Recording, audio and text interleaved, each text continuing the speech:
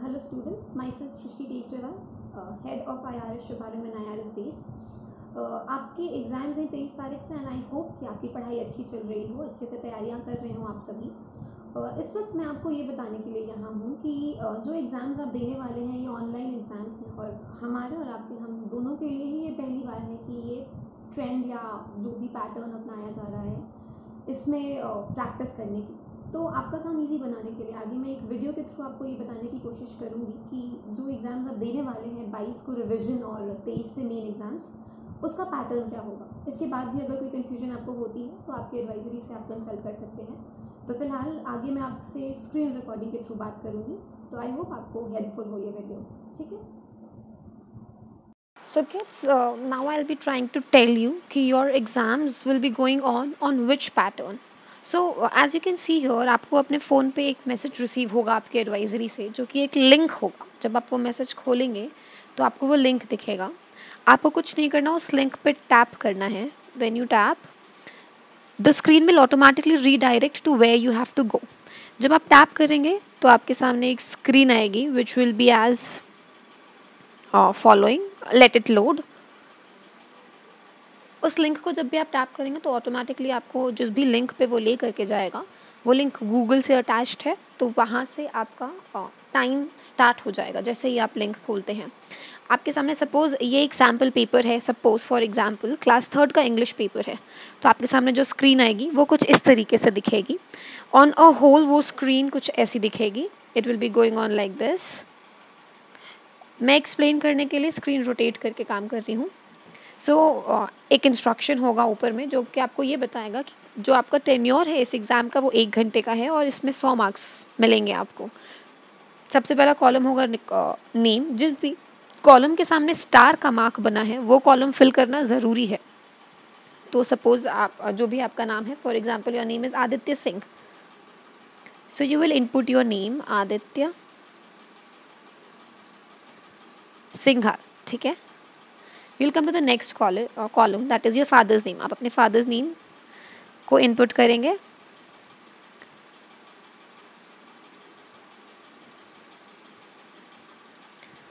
That is mister, for example mister Sanjay Singhal.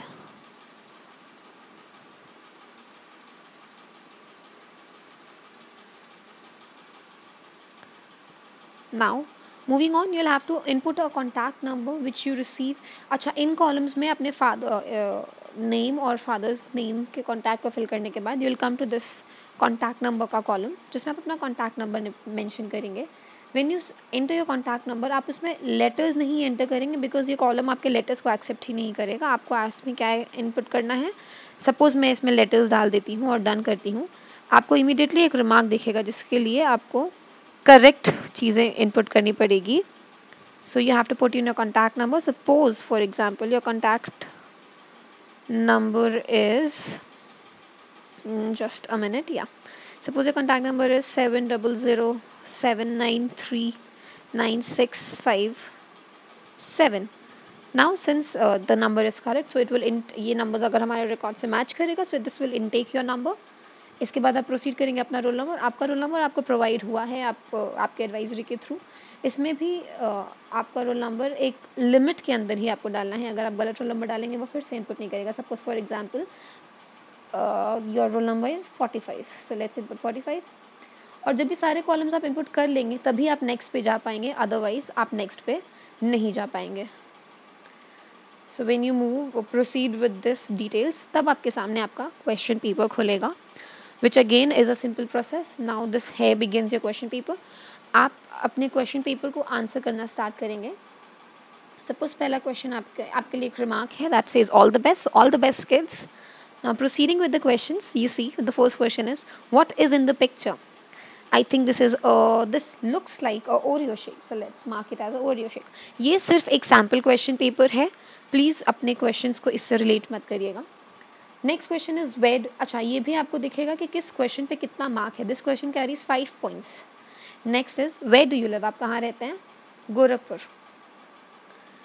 School का नाम क्या है आपके, the name of your school is the Indian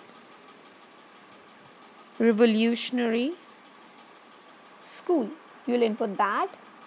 What is a verb, for example? इसमें 5 points हैं. Action words, name of the person नहीं होता, name of a thing नहीं होता, anything नहीं होता, तो it's action words.